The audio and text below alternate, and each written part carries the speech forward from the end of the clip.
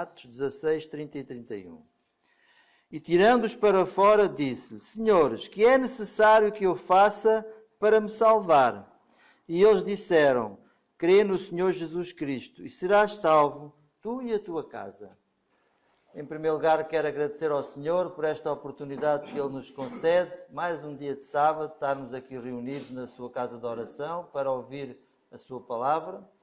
Principalmente também quero agradecer ao Senhor pelo privilégio que Ele me deu de estar aqui, junto com os irmãos. Já há alguns meses que não vinha cá a rever os nossos irmãos e as irmãs. Estou muito feliz por estar aqui com os irmãos e esperemos que este sábado seja um sábado que nós possamos ter comunhão uns com os outros, mas também com Deus. E, em terceiro lugar, pedirmos para nós orarmos no nosso coração para que Deus faça presente no nosso meio, que a sua palavra possa ser bem compreendida por cada um de nós.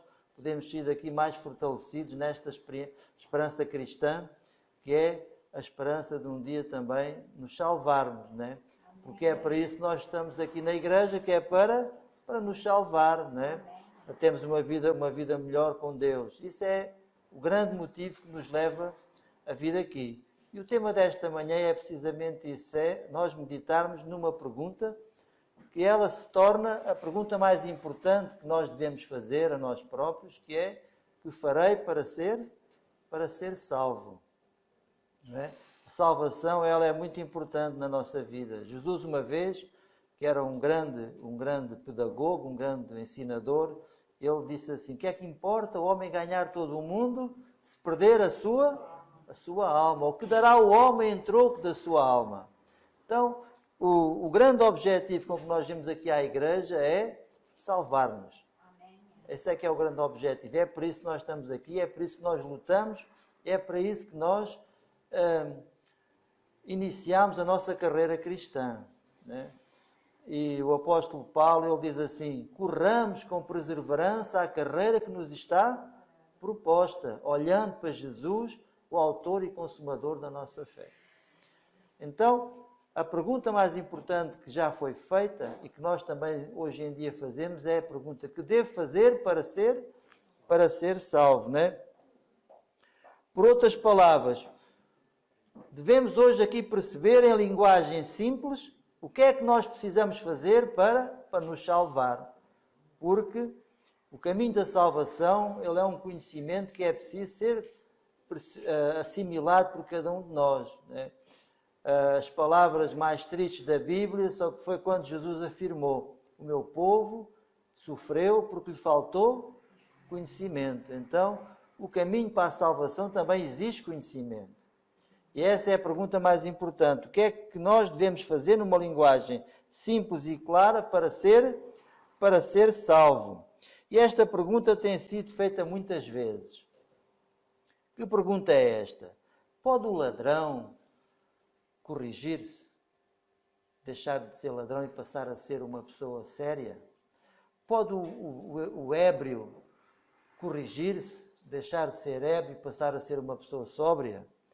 Pode aquele que é pervertido ser transformado radicalmente? Podemos nós nos tornar novos homens e novas mulheres em Cristo? Nós, para isso, respondemos a esta pergunta adequadamente, devemos perceber que o cristianismo e as suas respostas, o problema que o cristianismo enfrenta não é um problema intelectual, é um problema moral. Nós precisamos compreender a moral cristã. Ou seja, o que é que eu posso fazer para receber a Cristo? Porque eu posso estar na igreja há muito tempo e não saber como receber a Cristo. Eu posso ser crente muitos anos e desconhecer a maneira como se recebe a Cristo. Certa ocasião, um irmão de um pastor da nossa igreja foi convidado para visitar um governador lá nos Estados Unidos. E o governador chamou, rodeado de grande luxo, rodeado daqueles escritórios todos bem mobilados. O homem convidou o nosso pastor para ir até ao gabinete dele. Entraram os dois e fechou a porta.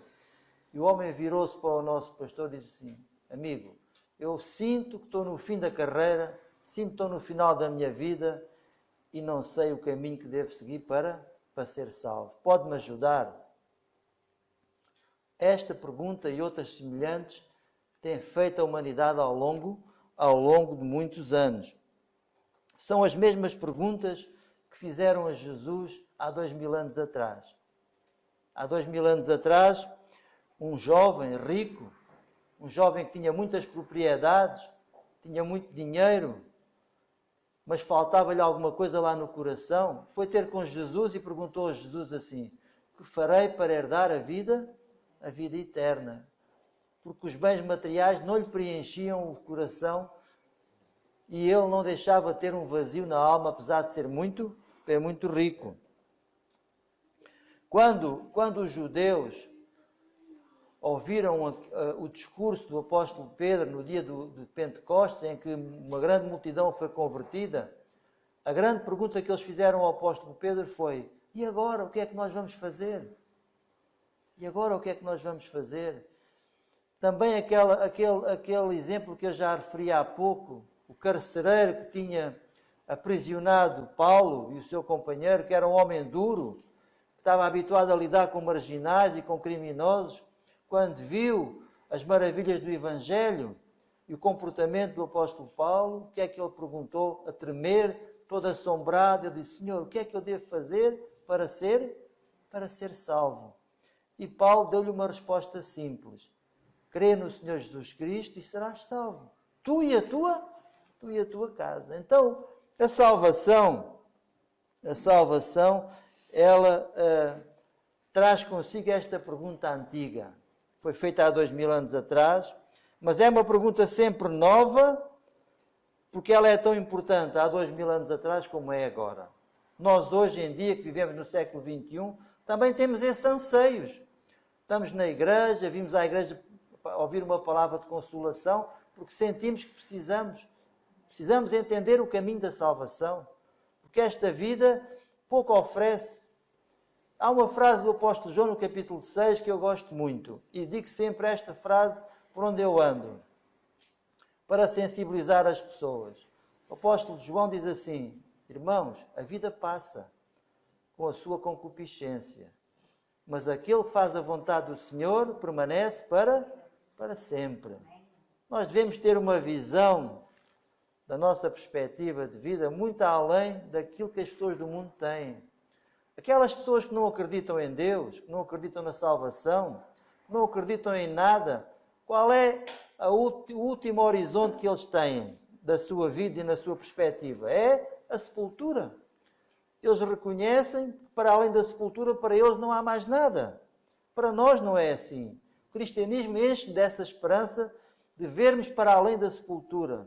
Acreditarmos, né, como diz o apóstolo Paulo, se nós cremos que Deus ressuscitou a Jesus, também nos ressuscitará a nós.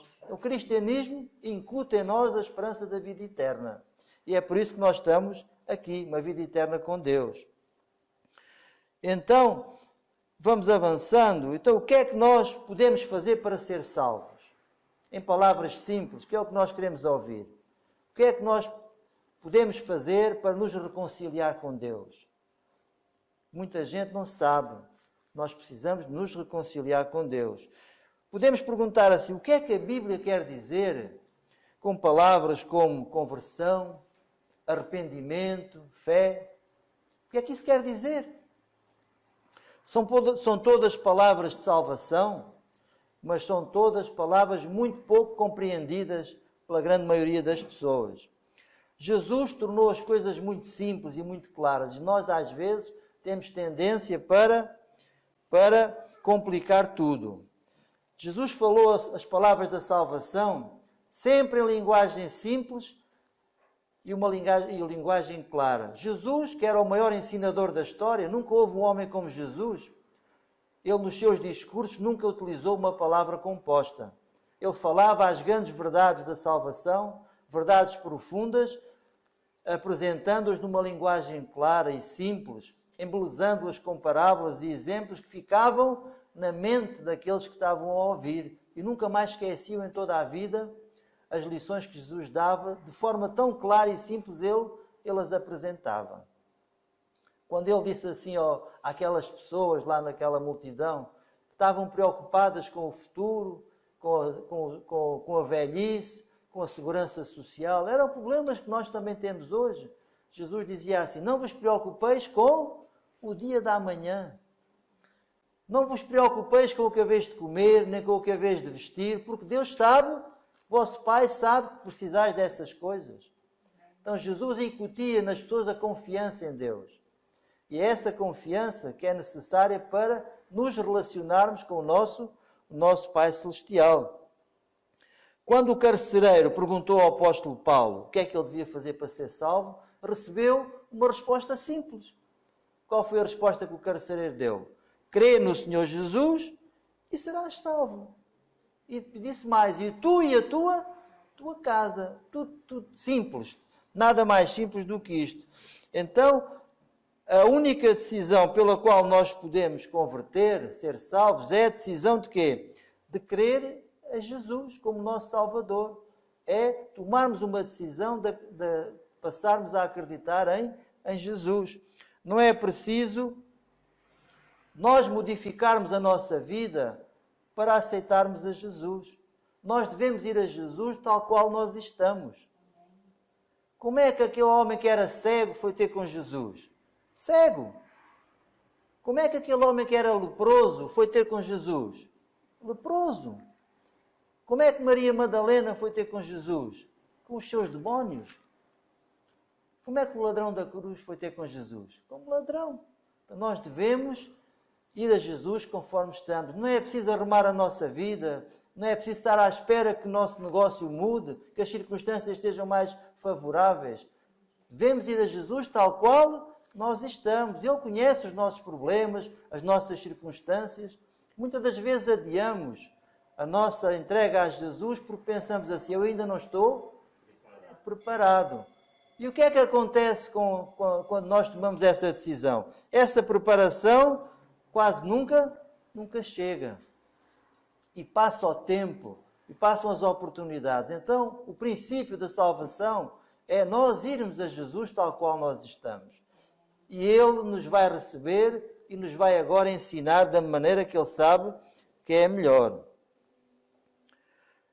Vamos falar da palavra conversão. O que é que a Bíblia quer dizer com a palavra conversão? A palavra conversão, ela significa simplesmente nós voltarmos a nossa atenção para Deus. Nós dizermos que estamos convertidos é quando nós nos voltamos para Deus. E a Bíblia nos ensina, desde o princípio até ao fim, Deus a chamar-nos a nós para nós nos voltarmos para Ele. Converte, meu filho, eu te abençoarei, dizíamos no Velho Testamento. Jesus disse: vinde a mim, tal qual estão. Toda a Bíblia, do princípio ao fim, é um chamamento de Deus a nós, nos voltarmos para Ele. Né? Com o Provérbios 3, no livro dos Provérbios 1, no capítulo 21 e o verso 23, diz assim: convertei-vos, e eu derramarei sobre vós o meu espírito, e vos farei saber então as minhas palavras. Esse é o princípio da conversão. É nos voltarmos para Deus. Com simplicidade. Deus nunca chamou pessoas eruditas. Aliás, os 12 apóstolos eram todos pessoas que se calhar nem a quarta classe tinham. Pessoas simples, conforme o Éder referiu, eram pescadores, eram lavradores, eram pessoas simples. E foi esses que Jesus usou na sua simplicidade. E é isso que Ele quer de nós, que nós nos voltemos para Ele tal qual estemos na nossa simplicidade. Jesus diz assim: em verdade vos digo que se não vos converter-vos, de modo nenhum escapareis. Portanto, é necessário, para salvar, é preciso nós nos convertermos. O apóstolo Pedro tem também uma afirmativa, diz assim: arrependei-vos e convertei-vos e serão apagados os vossos pecados. Então, tudo o que nós precisamos fazer para nos convertermos é nos virarmos para Deus, nos voltarmos para Deus. Por isso, o que o apóstolo Paulo afirma categoricamente, diz assim: todo aquele que invocar o nome do Senhor será salvo. Todo aquele que invocar o nome do Senhor será salvo. Então, Deus nunca nos pede que nós nos justifiquemos, que nós nos regeneremos, que nós nos convertemos. Deus não nos pede isso. Deus pede que nós venhamos a Ele, porque estas coisas só Ele pode fazer. Só Deus nos pode justificar, só Ele nos pode perdoar, só Ele nos pode regenerar, só Ele nos pode salvar. O arrependimento, conversão divide-se em duas partes. A palavra conversão tem dois compartimentos. O primeiro compartimento é o arrependimento, da conversão. O primeiro é o arrependimento. E o segundo é a fé. Aquele que se converte, converte-se primeiro arrependendo-se e depois acreditando. O arrependimento verdadeiro é aquele que traz consigo uma noção de que aquilo que nós fazemos está errado. Ninguém se arrepende enquanto não tiver essa noção de que aquilo que está a fazer é uma coisa errada. E além disso é uma coisa que Deus não gosta. E o arrependimento traz consigo esse conceito de que nós fizemos alguma coisa errada que Deus não aprova. E o arrependimento traz também um reconhecimento de que aquilo que nós fizemos, de que aquilo que nós somos, né? E traz também uma noção do que aquilo que nós precisamos. Quando aquele publicano foi ao templo a orar, ele sentiu-se pecador.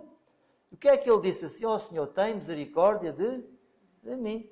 Então o primeiro passo é nós reconhecermos pelo arrependimento a nossa situação e pedir misericórdia ao Senhor. Pedir misericórdia. Diz que o arrependimento também traz uma mudança. O verdadeiro arrependimento é aquele que a pessoa constata que faz uma coisa errada e toma a decisão de não mais voltar a fazer.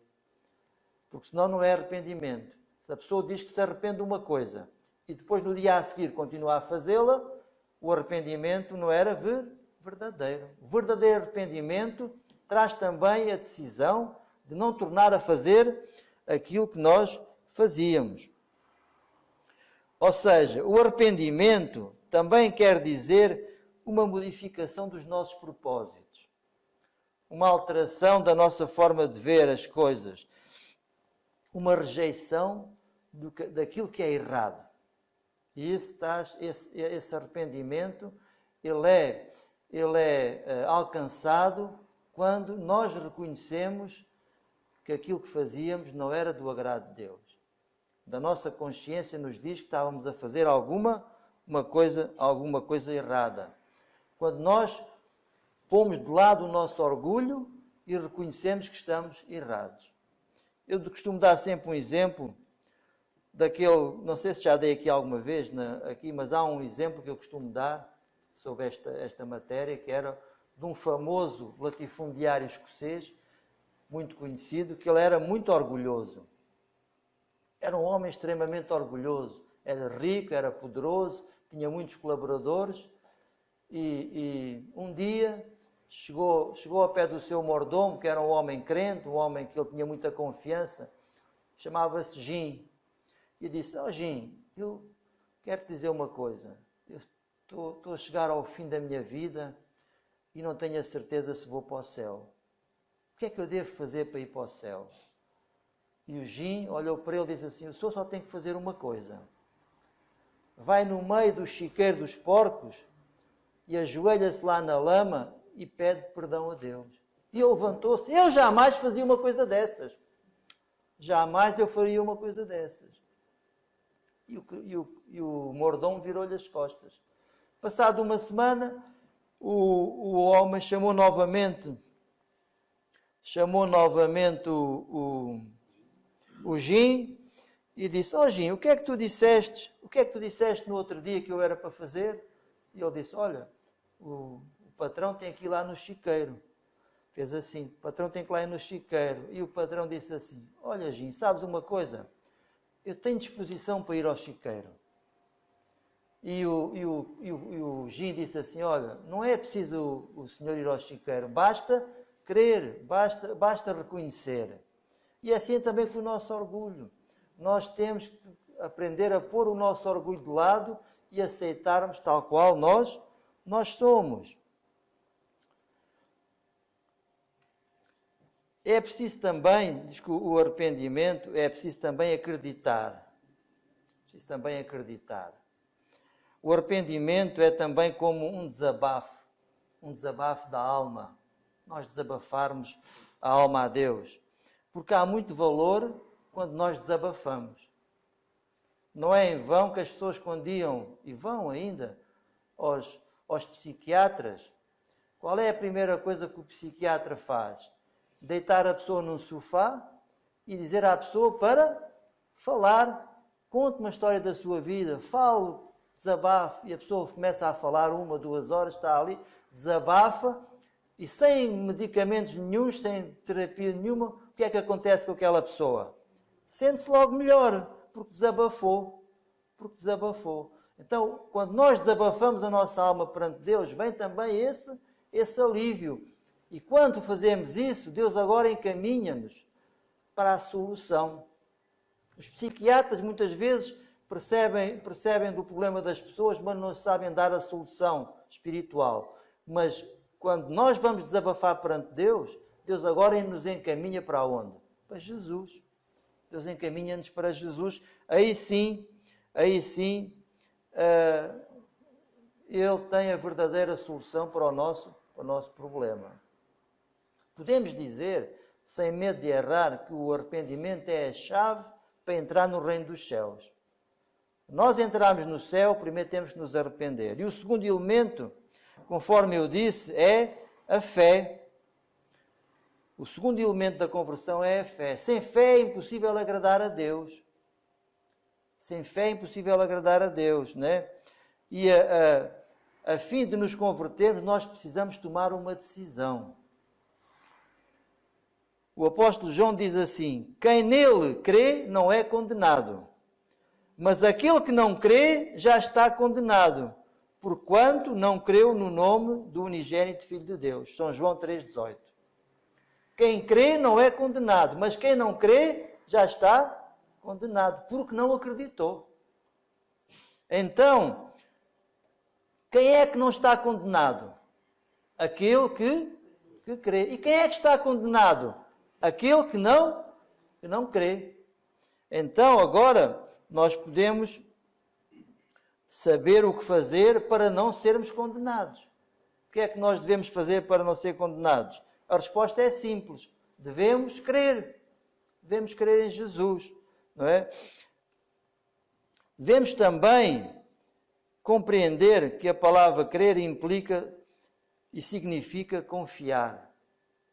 A fé, a palavra crer, ter fé, significa confiar. É necessário que aquele que se aproxima de Deus acredite, confie em Deus. A confiança é o principal elemento, o principal ingrediente na nossa carreira cristã. Assim como nós confiamos nos nossos pais, nas nossas esposas, assim como nós gostamos de ver os nossos filhos confiarem em nós, Deus também aprecia atos de confiança. Por isso é que diz, sem fé é impossível agradar a Deus, porque aquele que procura Deus deve reconhecer que Deus é recompensador de todos.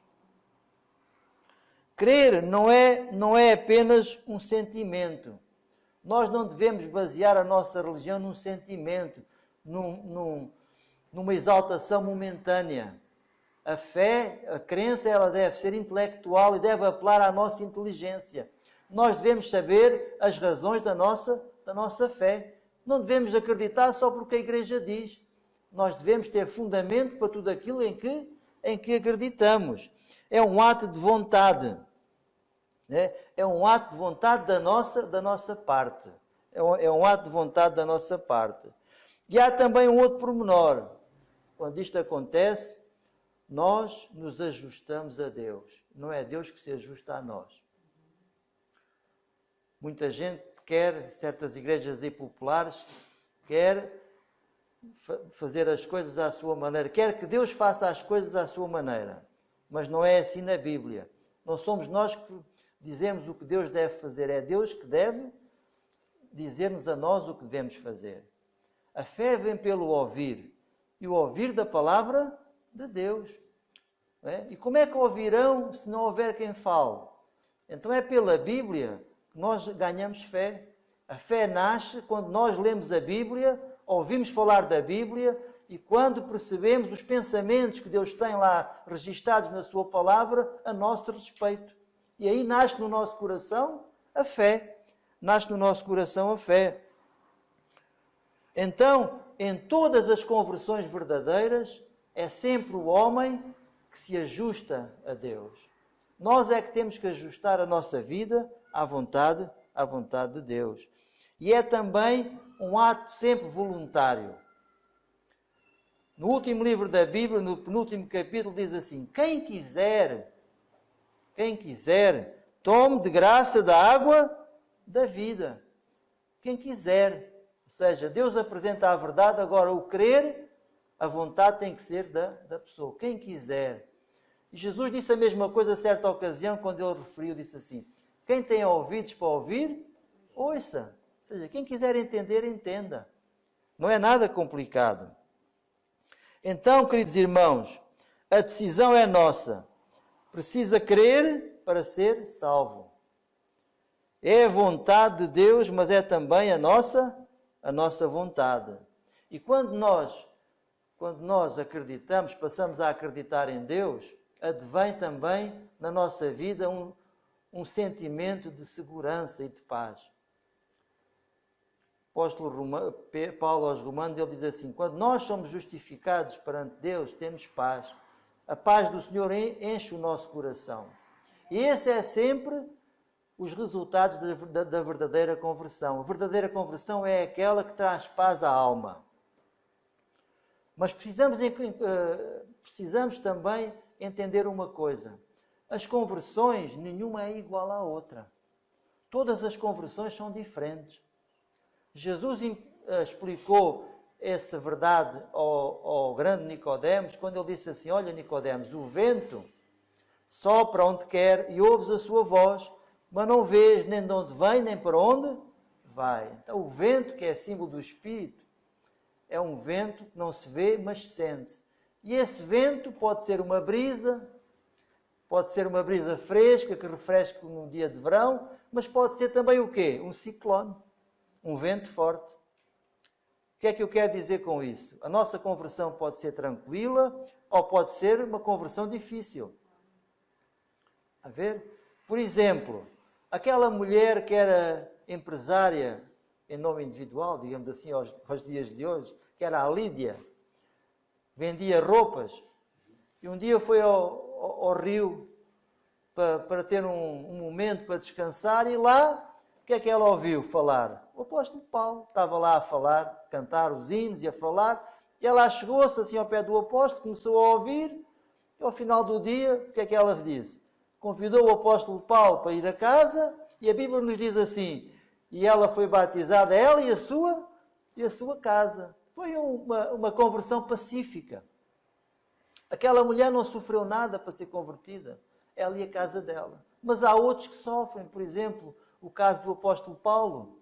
Para ser convertido, teve que ser cego, teve que cair do cavalo abaixo, teve que sofrer muito. A ver? Mas ambas são exemplos de conversões verdadeiras. Nós também aqui, muitos de nós, não sabemos dizer o dia da nossa conversão. Não quer dizer que não estejamos convertidos, mas às vezes não sabemos dizer: eu converti-me em tal dia. Não. A conversão muitas vezes vem por um conjunto de circunstâncias que Deus põe na nossa vida, que nos vai dirigindo, nos vai mudando, e nós, quando nos apercebemos, toda a nossa vida mudou. E quem vê essas diferenças não somos nós, são os outros. São os outros que veem essa diferença em nós. Então, seja de uma maneira ou de outra, as conversões, elas verdadeiras, trazem sempre este ajuste do homem à vontade de Deus. E há também um aspecto que nós devemos perceber, que nos dá garantias da salvação. Primeiro aspecto é que a salvação ela é conseguida porque a Bíblia nos promete. A Bíblia nos apresenta a salvação. A Bíblia nos diz objetivamente que eu tenho que fazer para ser salvo. Outra maneira de nós percebermos isso é também por aquilo que Deus fala aos nossos corações, à nossa consciência. Há coisas que nós não ouvimos na igreja, mas que Deus fala connosco em casa, no recato do nosso quarto.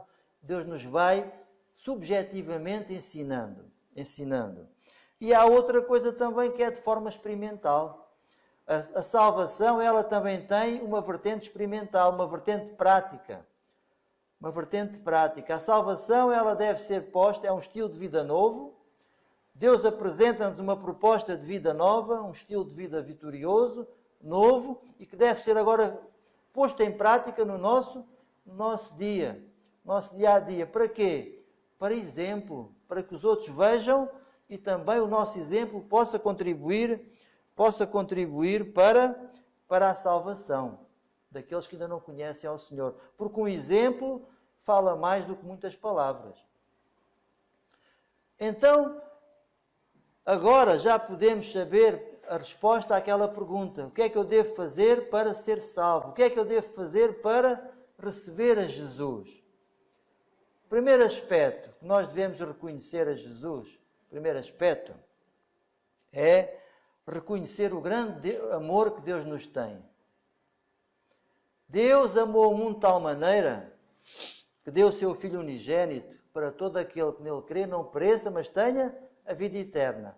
O primeiro passo é esse reconhecer que Deus é amor. Os judeus ensinavam que Deus era justiceiro, era um Deus castigador, e as pessoas tinham medo de Deus, porque faziam alguma coisa errada, fugiam. E a tendência do ser humano, quando nós fazemos alguma coisa errada, qual é a tendência que nós temos? Deixar de vir à igreja ao sábado. Não estou bem, eu já não vou à igreja. Fiz alguma coisa errada, eu já não vou orar. Porque Deus sabe que eu fiz alguma coisa errada. Essa é a tendência, porque temos uma imagem errada de Deus. Deus é amor, é um pai compassivo. Por isso é que o apóstolo do amor diz isso. Deus amou-nos tanto que entregou o seu Filho a morrer por nós. O apóstolo Paulo diz a mesma coisa, noutras palavras. O apóstolo Paulo diz assim: Deus prova o seu amor para conosco, enviando o seu Filho para morrer por nós, quando nós ainda éramos pecadores. Quanto mais agora que já fomos justificados. Então o primeiro passo é esse, reconhecer o amor de Deus. O segundo passo é nós nos arrependermos dos nossos erros.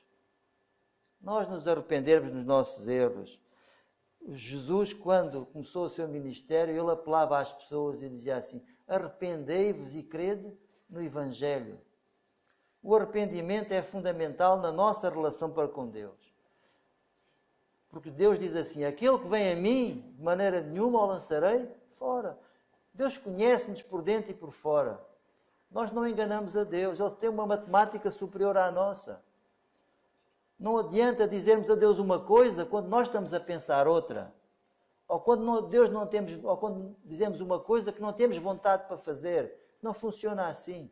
Devemos nos relacionar com Deus de forma aberta, reconhecendo que Ele sabe tudo a nosso respeito. O terceiro passo, nós devemos agora, depois de ver o amor de Deus, de nos arrepender da vida que nós levávamos, devemos agora aceitar a proposta que Deus nos faz.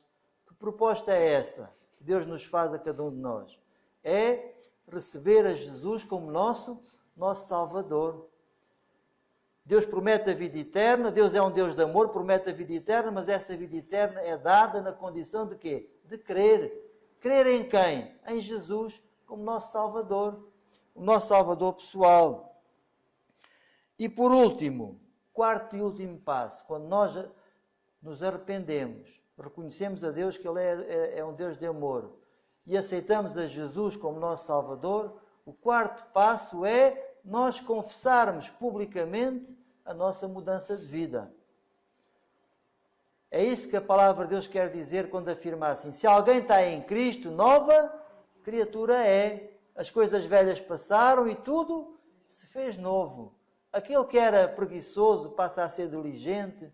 que era desonesto passa a ser honesto, o que era grosseirão passa a ser polido, o que era antipático passa a ser simpático.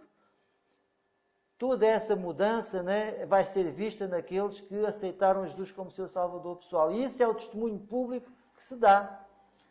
Dando esse testemunho público, nós podemos também ter uma influência boa para os nossos vizinhos, para os nossos maridos, para as nossas mulheres, para os nossos filhos, para os nossos amigos, para aqueles a quem Deus coloca no nosso dia a dia. Então, esses são os 4 passos que nós devemos fazer para aceitar a Jesus como nosso Salvador pessoal, que responde à pergunta: o que é que eu devo fazer para ser salvo? Reconhecer a Deus, arrepender, aceitar a Jesus e ser batizado. Os passos. Irmãos, é muito importante, queridos irmãos, queridas irmãs, que eu vejo aqui algumas pessoas que eu não conhecia, estou muito feliz por isso, aqueles que ainda não são membros da igreja, que não fizeram este percurso, é muito importante que nós tomemos a nossa decisão. É muito importante que assumamos o nosso compromisso com Deus. Nós não sabemos o dia da manhã. Quantos saíram de casa hoje de manhã e já não chegam a casa à noite? Nós não sabemos o que o futuro nos reserva. Por isso, conforme a Bíblia nos diz, no tempo que se chama hoje, nós devemos tomar a nossa decisão. Devemos aceitar o nosso Senhor como Salvador pessoal enquanto é tempo oportuno. Eis agora, sobre o modo, o tempo oportuno. Eis agora, sobre o modo, aqui o dia da salvação.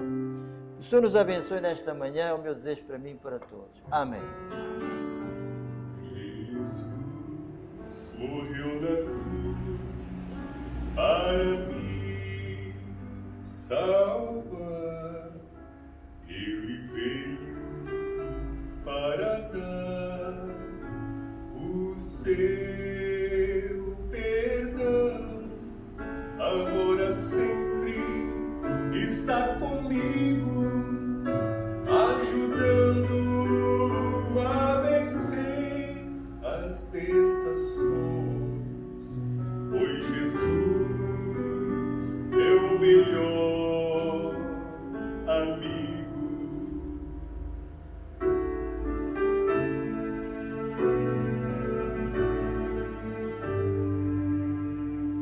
Mas um dia eu bem sei, Ele vem me buscar, e com Ele para sempre eu viverei. Agora sempre está comigo, ajudando a vencer as tentações. Pois Jesus é o melhor amigo.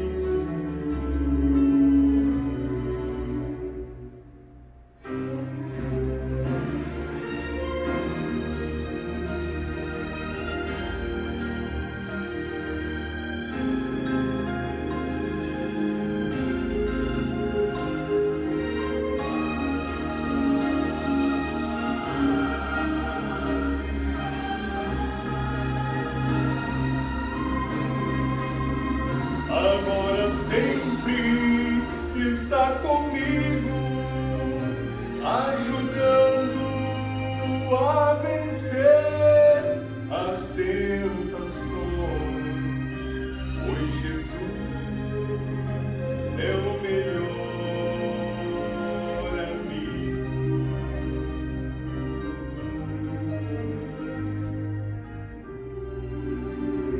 Pois Jesus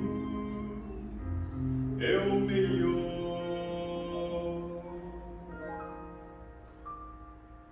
amigo.